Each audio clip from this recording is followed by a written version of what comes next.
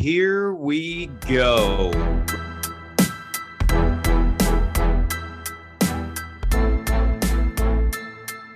Welcome to the 9 Route Fantasy Football Podcast.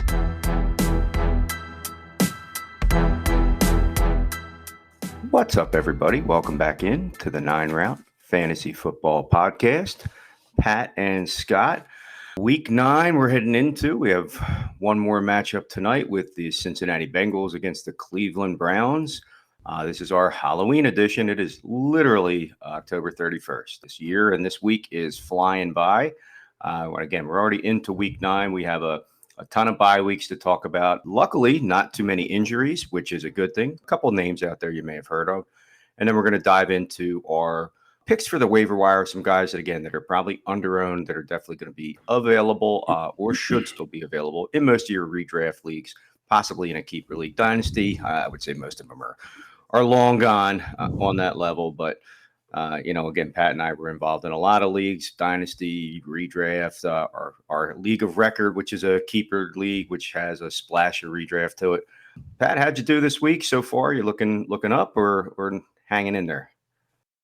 Got 2 games still hanging in the balance. The one with you in our one dynasty league, which looks like you're gonna pull that one out. I need a really big game from Kareem Hunt and Tyler Boyd to pull that out. I don't think I'm going to get that, but looking fairly good everywhere else.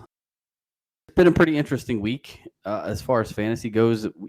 Like you said earlier, we didn't have a lot of injuries this week, which is great, but also not very common for us. We definitely seem to, spend a lot of our time in the beginning of these podcasts sort of going over injury reviews. And thankfully, we won't have to do that much today. So, hopefully we can spend a little bit more time on, the actual meat and potatoes of waiver wire pickups for week 9. It's going to be a big week for waiver wire pickups because we do have 6 teams on bye this week. And there's going to be a lot of, people streaming quarterbacks, tight ends are going to be out. There's, a lot of skill players that are going to be missing this week. So I think this week and there's another week that's really heavy on buys, another 16 bye week. I want to say it might be week 10. There's a lot of bye weeks, so definitely going to give you some guys that you can pick up now. You can play through this week, probably through next week as well if you need to. So I know for me personally, I like to get ahead of bye weeks and things like that, and sort of have my roster set up for the next week. I'm already set my roster 2 weeks ahead, based off of the players that I currently have. And that kind of gives me an idea. And it reminds me, honestly, to continue to look a couple weeks out, look for defensive matchups, look for, again, if I'm in a league where I'm streaming a quarterback, which because I lost Trey Lance in a lot of leagues this year, I tend to be doing that in a lot of leagues. So I start looking for quarterbacks that I can stream for multiple weeks, or guys that have good matchups coming up that I could at least stream for 1 week. So not a bad practice to get yourself into if you're new to fantasy football. Go in and just click forward a few weeks in your little app or on the website and just take a look at, you might not realize, you're like, oh crap, 2 weeks ago you may have realized like, oh man, I have 6 of my 9 starters are on bye this week. I might need to do something about that and start picking up players with decent matchups and stuff like that ahead of time. So again, that's something that I like to do just to try to stay ahead of the game. But we're definitely going to give you a list here of people that we can kind of recommend picking up to start either this week or in the upcoming weeks. Before we get started on that, let me just throw our information out there. You can follow us on Twitter. We are at the 9Route1 and at Scott from Delco. You can also check out our website, which is www.the9routeffb.com, or you can email the show at the 9routeffb@gmail.com as well. Before we get into our waiver wire pickups for this week, we're going to jump into some quick injury news here. Just quick hit these. Time for the news.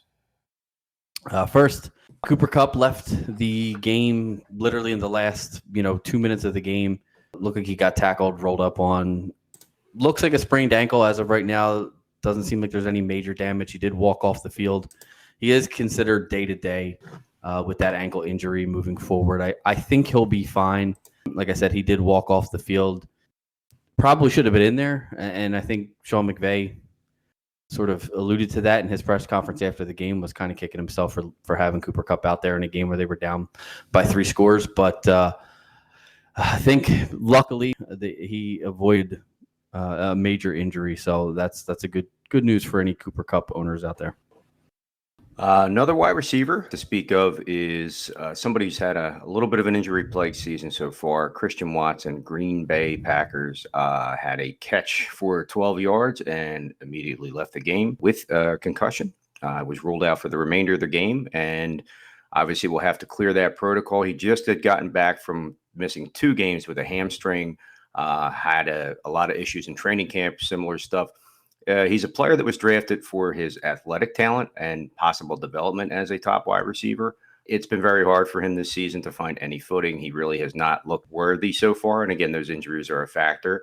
The best ability is availability in the NFL. And right now, he just can't stay healthy. The team doesn't look that great. And a couple of the other rookies in Romeo Doubs and Samori Toure finally had a nice little welcome to the NFL game last night.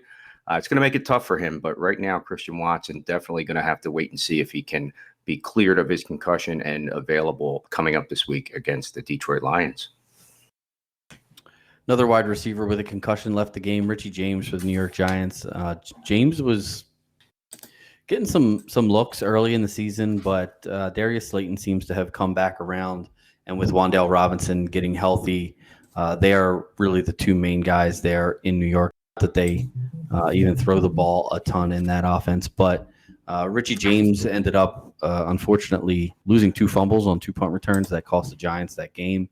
During that second punt return is when he became concussed and left the game. Did not return again. He will have to clear the concussion protocol to be out there again, but not a guy who has any, doesn't have a ton of fantasy relevance at the moment.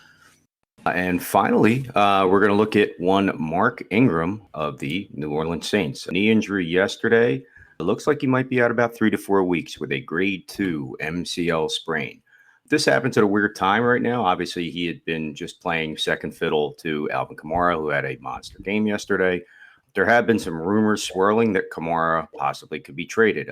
Saints are kind of stuck in a tough cap situation and missing some draft picks based on some trades.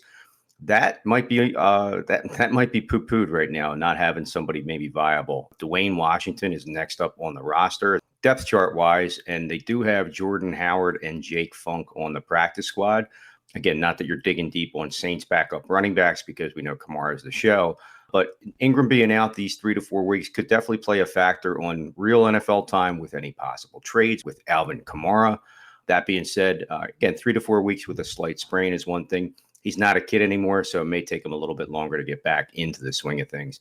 He was just a depth piece on your bench, if anything, just in case. But again, he's only going to be out a few weeks, so just monitor it as far as Mark Ingram goes. But definitely going to be missing, looks like possibly up to a month.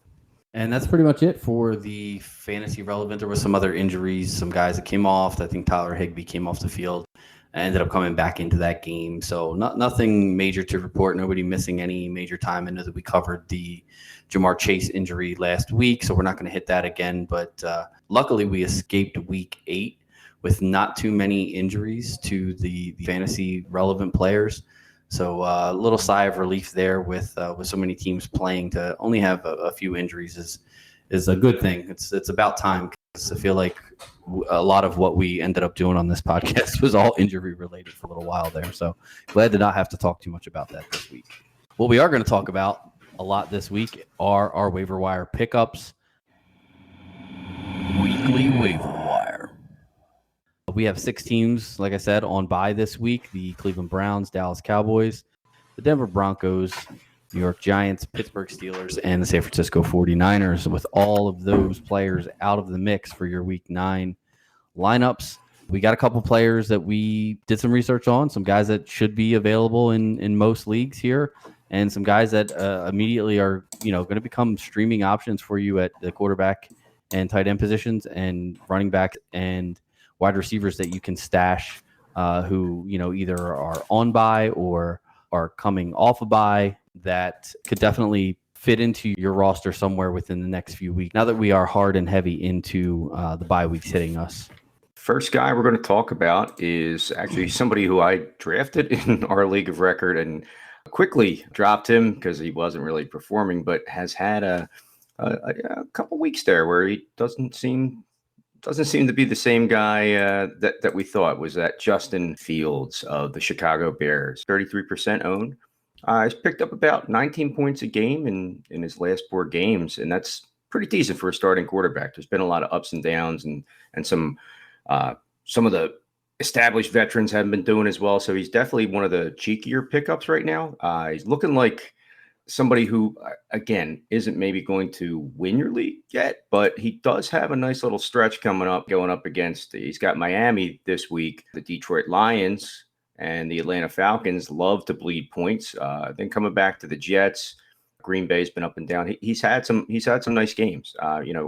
Down the stretch. I mean, the last 4 weeks, you're talking about 5 passing touchdowns to 2 interceptions, 2 rushing touchdowns. A couple games there where he almost reached the century mark. Put up 30 against Dallas in a loss, but all we care about is the points.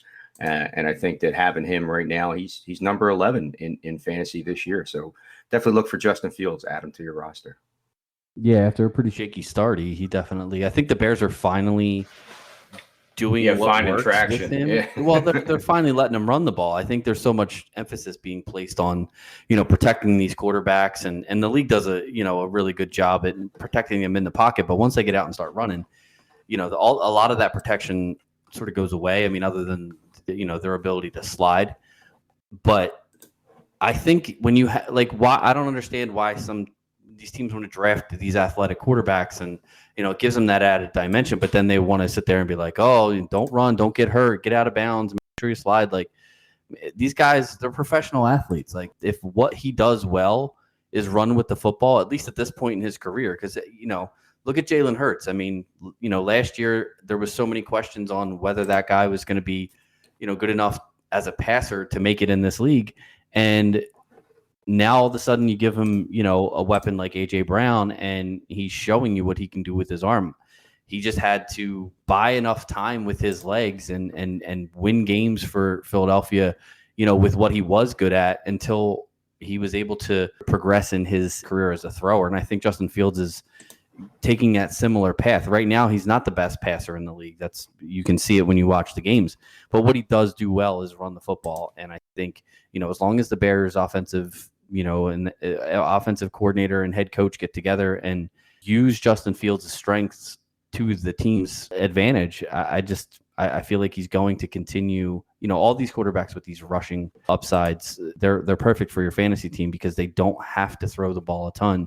You can get, he's been averaging about 14 fantasy points per game the last 4 weeks just with his legs.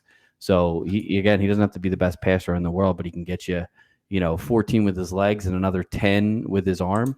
But yeah, sign me up for that. I'll absolutely take that. Another guy who's been doing very well, but is going to be on a bye this week, Jimmy Garoppolo with San Francisco 49ers. He's not, he's not one of these guys who's going to blow you away with, what he does on the field statistics wise, just what you would consider, a game manager type of quarterback. But after week 10, Jimmy Garoppolo has got probably the easiest schedule of any quarterback left in the league. He doesn't have a bad matchup left. So he goes on by week 9. And then week 10, they play the Chargers, who are middle of the pack against the quarterback position. But then after that, it's Arizona, New Orleans, Miami, Tampa, Seattle, Washington, Las Vegas, Arizona again in week 18 if you play in week 18. But every single one of those matchups from week 11 on are plus matchups for Jimmy Garoppolo. And he scored 20 fantasy points in each of the last 5 weeks as it is. And some of those were against decent teams. Some of them, like the Rams, for example, were really good against the quarterback position. Jimmy G still put up almost 24.5 points against them. So I think with all the weapons that they have in San Francisco on offense, especially once Debo comes back from his injury, Jimmy can just literally just dink and dunk the ball down to Debo and Kittle and Ayuk, and now he's got McCaffrey. Like, he's one of these quarterbacks who's going to benefit from having outstanding skill position players that he can get the ball to and just sort of rack up yards and touchdowns based on what they do after the catch. That is true. We're going to move into running backs right now. One guy who has been floating around a little bit, some people may have picked him up due to a injury to Cordarrelle Patterson, but he may still be out there because it's been an up and down season for the Atlanta Falcons. Tyler Allgeier closing in on higher ownership. He's about 44% owned in most leagues. Again, you could definitely probably find him out there still. He's been 10 or plus touches in 6 of the last 7 games. Obviously, Atlanta definitely looking to, do a little bit of the run as far as part of their package. Again, they had a crazy game yesterday against Carolina, which was a bit of a shootout.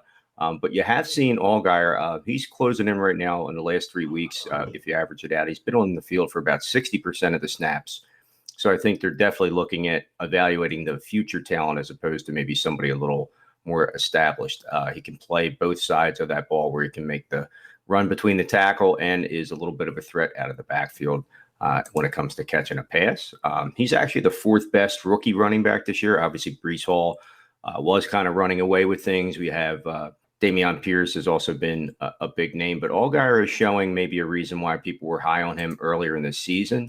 And again, it's a tough offense to play on, but you're looking at 11 points against Cincinnati 2 weeks ago and puts up 17 and a half in our league of record, including a receiving touchdown. So I think he's starting to come into his own a little bit with that offense as they've been growing through the season. So maybe try to see if he's available. Definitely a good depth piece and definitely might be able to help you out in these bye weeks as a flex or possible RB2. Yeah, got to be careful with him, though, because Cordarrelle Patterson should potentially be coming back off of IR, or would be eligible to come back off of IR, I believe, next week. So, not really sure how much work Algier is going to get once Cordarrelle Patterson gets back, but it is he's definitely worth putting on your bench at the moment. And like I said, with 6 teams on bye, maybe starting for you this week. Another guy that you can pick up who is a little bit more available is Latavius Murray. He's only about 22% owned. Since Murray joined the Denver Broncos, he's averaging a little over 13 carries a game, which is actually almost double what Melvin Gordon's been averaging, which is 7.6 carries a game. Murray just seems, since he got there, just seems to be the lead back. Now, he has not eclipsed the 50% snap margin yet, but it's one of those things where I think they trust Gordon a little bit better with the offense, running routes, pass protection, things like that. So Gordon playing more, but when Murray's in there, they're handing him the ball. He got 14 carries this past week versus Jacksonville.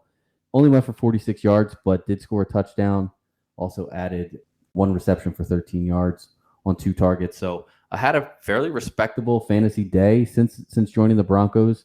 Has had three double-digit fantasy outputs in 4 games with them. So again, not a guy who you're falling over yourself to get, but any running back who can put up double-digit points in any given week is definitely worth putting on your roster. In again, especially with all the running backs that we have coming up on bye, you may end up needing to throw him in a flex spot or a running back 2 spot at some point, depending on how many players you have on bye. So definitely a guy you want to throw on your bench. Again, look ahead, see if you got anybody. If you're one of those lucky teams who has a bunch of players with different bye weeks, and you can kind of just plug one guy in here and move somebody out of the flex and move them into a different running back or wide receiver position, that's great. But if you don't, you're going to need guys like Latavius Murray, like Tyler Algier, and like some of the other running backs and wide receivers that we're going to continue to talk about here. This one's a little bit interesting. We're getting into the Los Angeles Rams backfield, which is murky. Murky is a polite way of putting it. Obviously, there's a lot going on there. Tomorrow, I believe, is our NFL trade deadline at 4 p.m. Yes, if I'm not mistaken. So the possibility of Cam Akers being shipped out, somebody big being shipped in. I know that they were the Rams. Sean McVay were all in on trying to get all in on Christian McCaffrey, but couldn't quite meet the asking price. I think now seeing that division rival switching gears and taking it to him yesterday, using that piece may have a factor. That's my personal opinion. If Kamara goes anywhere, I wouldn't be surprised maybe if somehow, this team tries to pull it off. They can wiggle out of cap issues all time, and who knows? We'll see how that plays out. But as far as the roster goes right now, Cam Akers being out of the picture, Darrell Henderson Jr. is obviously, I guess, the lead back. Malcolm Brown's there. But Ronnie Rivers got a little play yesterday. He was given about half the snaps, had 4 receptions on 4 targets for 15 yards. Nothing to write home about. But at the same time, it went up against the 49ers, who have the second best, if not pound for pound, the best defense in all football when it comes to attacking and holding down the fantasy football running back position, albeit a division game too. And the Rams are not like they were last year.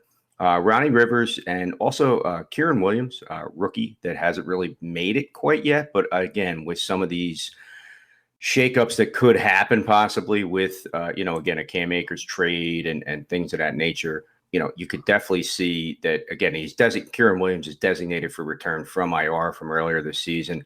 You might see these guys start to make a little bit of play in the backfield, and McVay knows how to use certain pieces correctly. So keep an eye on Ronnie Rivers, keep an eye on Kieran Williams. Again, Malcolm Brown might be available as well for some people out there, but I'm sure a lot have already pounced on him based on the news and notes that have been popping through that LA Rams backfield. But right now, they're both Kieran Williams and Ronnie Rivers are probably both less than 5% owned in most leagues. You'd probably be able to stash them on your bench. It wouldn't hurt to maybe pick them up if you can, non-waiver wire wise, because again, we'll see by tomorrow around 4:00 what shakes out in Los Angeles. All right, moving on to the wide receiver position. A couple of weeks ago, I think it was 2 weeks ago, there was some news that broke that the Chiefs had restructured Travis Kelce's contract to make a little bit of cap space this year. They converted some of his base salary into a signing bonus, then, obviously detracted from the cap.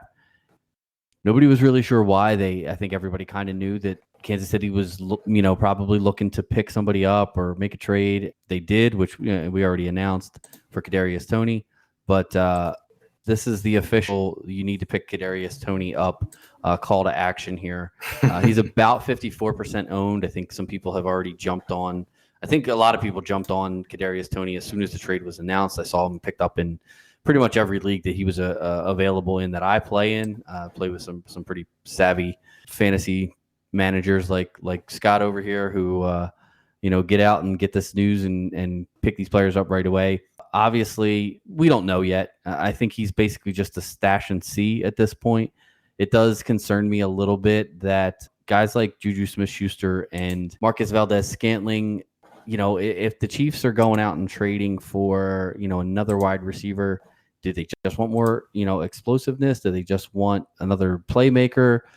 Or do they not have confidence in the guys that they already have on their roster? I'm not really sure where they are at. Rookie Sky Moore has not seen much action in the actual offense. He's been returning kicks and punts, but hasn't seen that many snaps with the offense. So a little concerning for those three guys, particularly that potentially Kadarius Toney could come in here and be the number one receiver in a few weeks. So again, not a guy that I'm going to play anytime soon. He hasn't played recently, so I'm sure as heck not putting him in my lineup, but not a guy that I'm really looking to throw in right away, but a guy that I want to grab and hold on to just in case he becomes, Patrick Mahomes' number 2 target in that offense. We all know Kelce will be number 1 probably until he retires, but if Toney can become the number 2 target in that offense, his fantasy value could shoot through the roof. So definitely if you have a bench spot and you're looking at stashing a potential league winner, Kadarius Toney could be that guy.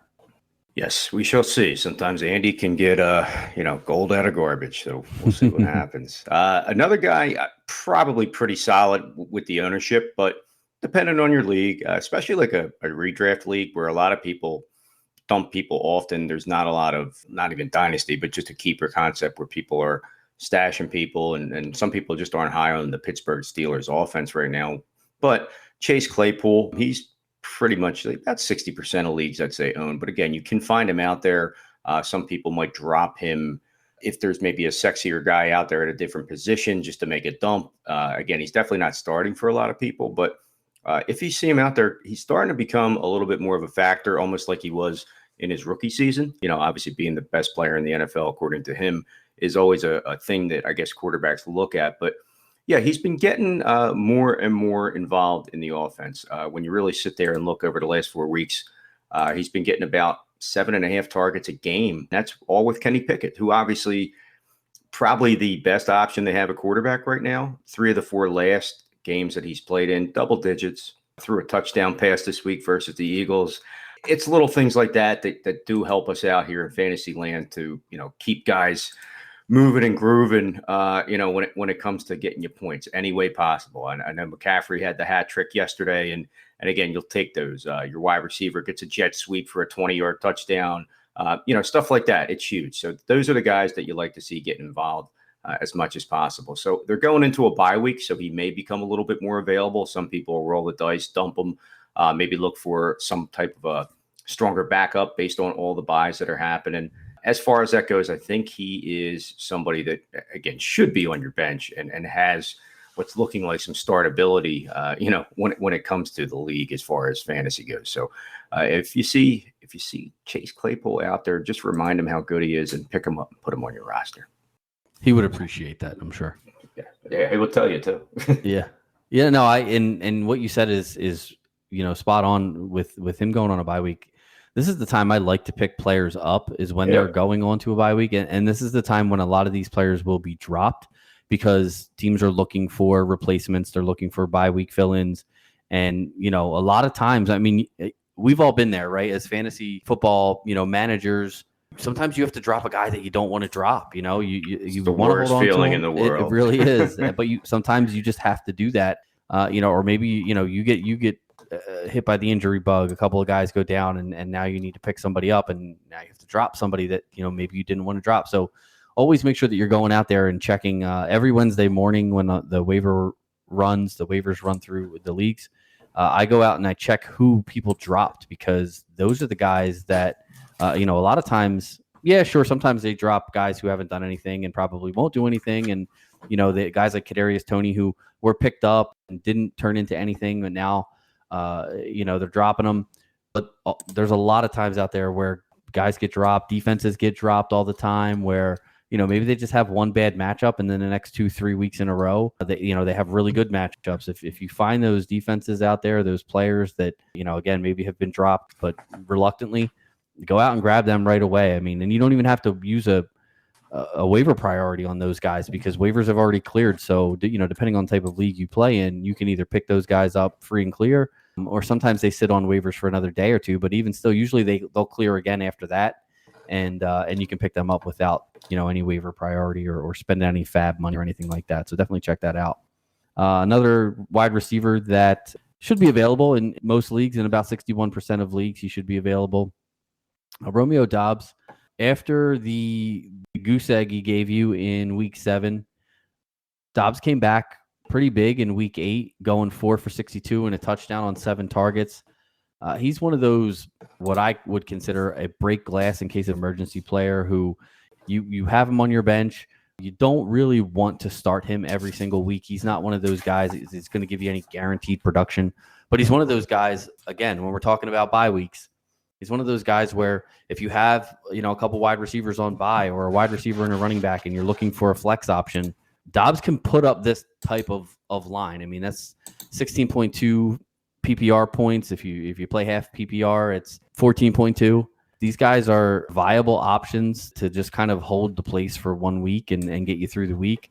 So again, if he's available out there for you, again, we're not telling you to go out and pick these guys up and drop good players. Obviously, if your roster is stacked, and maybe you don't need to be listening to a waiver wire episode of a podcast to begin with, but if you're hurting, and again, you've got some injuries, you've got some guys that are not producing on the end of your bench, these are some guys that we suggest going out and picking up, because they do have the potential to pop off, and you want to make sure that you grab those guys before that happens, so that you're not fighting on the waiver wire with your waiver claims or with your fab dollars when it's kind of already out in the open. True. Real quick. I mean, I was very high on Doubs coming in. I know Rodgers made a lot of hype about him. And again, growing pains as a rookie, that offense as a whole. But I do think he's a guy, if you were in a keeper league, I've been trying to get him in our league, which your brother is just not budging. I guess he wants, 5 first rounders just to bust my stones. But all my other leagues, I have him, and I'm really hyped. I think he's going to down the road be a good player, both with Rodgers and whoever maybe next heir apparent quarterback will be. Another wide receiver, I think we're kind of all happy for this guy, because he was hyped for a long time and had some serious injury issues year after year. 4-year pro out of Ohio State, Paris Campbell. A lot of people were high on him coming out as a rookie, and every year so far, he's just been banged up, injury bug, missing chunks almost the entire season. never able to stay healthy. He's having one of the best statistical seasons of his career. He's been on the field for about 86% of the snaps throughout the season, which is pretty solid. It's right behind Michael Pittman. He's right there. He's done a lot of his work out of the slot. In our league of record as a whole, again, with a little bit of a quieter start, he's wide receiver 45, but over the last 4 weeks, he's wide receiver 20. That's huge. Again, 25 targets in the last 3 games, definitely more involved. And again, it was a quieter week this week. Sam Ehlinger just coming into his own as a starter for a game against Washington. Again, we know what, we talked at length about Indianapolis, the franchise quarterbacks and stuff like that as a whole. But to see this guy getting used as much as he is, and I think a lot of people don't know who he is, some newer fantasy players. So he's definitely going to be sitting out there. He's only owned in about 14% of leagues. Some of us that have been playing for a while obviously would know him. You'd still be a little bit of a caveat there because of the injury history. But with the way he's going right now, both bye weeks and possibly flex worthy, based on all that volume that he's getting in an offense that at times can be very competitive and put up some points in yardage. Paris Campbell, if he's out there, put him on your bench. It won't hurt you. I think you'd be surprised. You probably end up using him maybe for a game or two down the road, and it might come back to pay you off big time down the road come the playoffs. Yeah, not a name I thought we'd be mentioning ever. I thought his career was over for sure. But yeah, I'm so happy to see somebody finally, make it back from that as opposed to go the other way. Yeah, absolutely. One last wide receiver that we're going to recommend picking up, Rondale Moore from the Arizona Cardinals. He's owned in about 28% of leagues. He's played over 85% of the snaps in all the games that he's been healthy this season. He has 6 or more receptions in 3 of those 5 games. Again, he's not the number one on that team, but with Hollywood Brown injured for the season, not coming back, the team did just pick up Robbie Anderson in a trade with the Panthers. But Rondale Moore has been in Arizona. He's been with Kyler Murray for the past few seasons. And, they've got a rapport. Rondale Moore has a role carved out in this offense. He's never going to be the, like I said, he's never going to be the DeAndre Hopkins. He's never going to be he's not the fill-in for Hollywood Brown either. But with Brown out, it definitely leaves Rondale Moore with a little bit more action, a little bit more targets. He's had 8 or more targets in those 3 games that he finished with double-digit points. And as long as they can throw him the ball and get him involved, he definitely can put some points on the board for your team. So, again, not a guy that is an every week start, but with these bye weeks coming up, you're going to see some different looks in your lineup when you have 6 teams on bye. So, again, Rondale Moore is a guy who you can flex pretty confidently, especially in PPR leagues. All right, moving off of wideouts, and we got a couple tight ends to talk about. First off is a guy that, when it came to rookie tight ends, he was mentioned, but, had to start the season a little banged up and was on IR, and that's fine. But this, to me, is a guy that looks like suddenly is going to be that guy. I don't know if it's just the usage right now based off of that, but Greg Dulcich is only owned in about 35% maybe of leagues right around now. Again, dynasty leagues, no chance. Keeper leagues where some savvier managers knew to hold on to him, use the IR slots. Probably not, but he could be. Again, he's one of those guys that maybe got dumped to make room for somebody, and they don't value the tight end position. This guy's a monster. It's only been 3 games. Maybe I'm getting a little hyped up because I'm a Kyle Pitts owner, so it's easy to like any other tight end in the league because every game Pitts has had that's been solid for me this year, he's been on my bench. And then when I start him, it's like, wah, wah, wah. Yeah, this guy's come in 3 games, and he's already out targeting a lot of your solid names out there. He's averaging close to 6 targets a game in just 3 weeks. In the last 2 weeks, as far as our fantasy league of record, he is the 7th highest point total at the position. I mean, again, and you're in rare air when you're doing that. Now, if you can keep it up all season, but you're talking Kittle, Kelsey, Andrews, big shot Bob Tonyan, and them guys. He's right there with those people.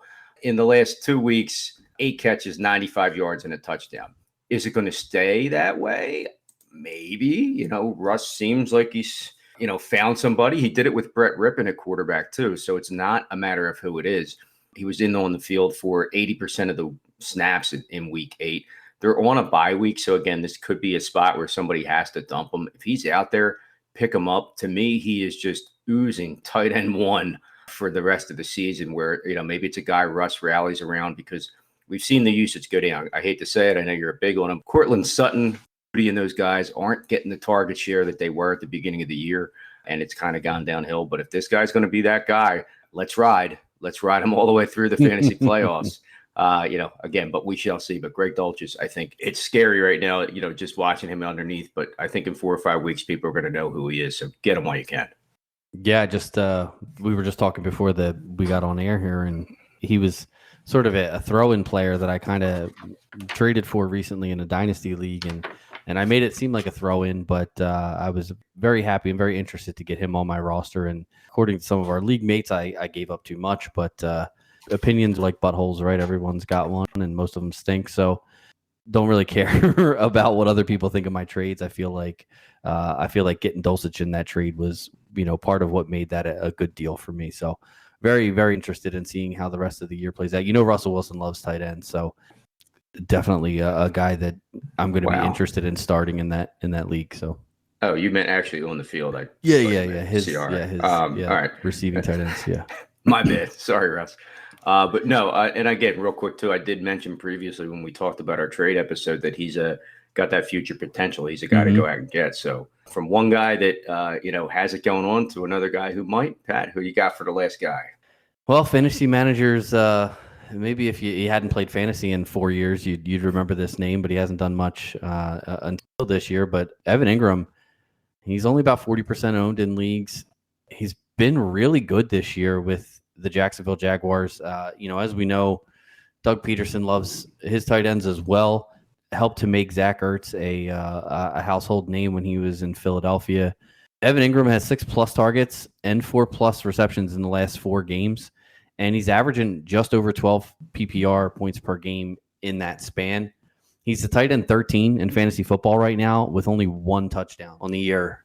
But he's also top 8 in targets, receptions, and yards on the season amongst tight ends. So he basically is one of those tight ends who is just on that cusp of, the tight end 1 territory, being a tight end, being the tight end 13 right now. If he gets a few more red zone, a few more end zone targets, or, just can house a couple of these, because he's a really good athlete. I mean, one of the things that the Giants loved about Evan Ingram when they drafted him initially was how much of an athletic freak he was at the tight end position. He's one of these, maybe not as freakish as Kyle Pitts, but, he was like, that was the kind of hype that he was getting when he came out of college. So, maybe it's just as it is with a lot of players in the NFL, you can have all the talent in the world, but if you are not getting the ball, it's really tough to show, what you can do and who you are as a player. And I think with Ingram finally, landing in the top 10 in targets and having a quarterback that's looking for him, he's actually gone from tight end streamer to a guy who I can realistically see playing pretty much every week. He's not a guy that, he's not your Travis Kelce or Mark Andrews. He's not going to single-handedly win you a week, but he's also not going to single-handedly lose you a week like Kyle Pitts. I would much rather have a guy like Evan Ingram in my lineup than Kyle Pitts, because Pitts might put up 19 points like he did this week, but he might also put up 2 points like he did, the 2 previous weeks. So for me, I'll take the steady, 8 to 10, 12 points from Evan Ingram and be happy with that in my tight end position, unless, again, I have one of those tight end studs. But definitely, again, with bye weeks coming up and tight end, being one of those positions that you're probably going to stream, definitely Ingram is a guy that you should pick up and hold on to for the next few weeks at least. That's going to do it for our waiver wire and luckily quiet injury news this week. Definitely look for us here at the 9 Route on our socials. The 9 Route FFB at gmail.com is where you can send us a message and we will respond. www.the9routeffb.com is our website. Check it out. We have at the 9 Route on Twitter, and I am at Scott from Delco. If you are looking to shoot us any messages, questions, comments, concerns, let us know you like us, subscribe, things of that nature. We're on YouTube. Like we're in a lot of spots. Podcasts, please download and listen. We do appreciate it. We look forward to helping you out in your fantasy season.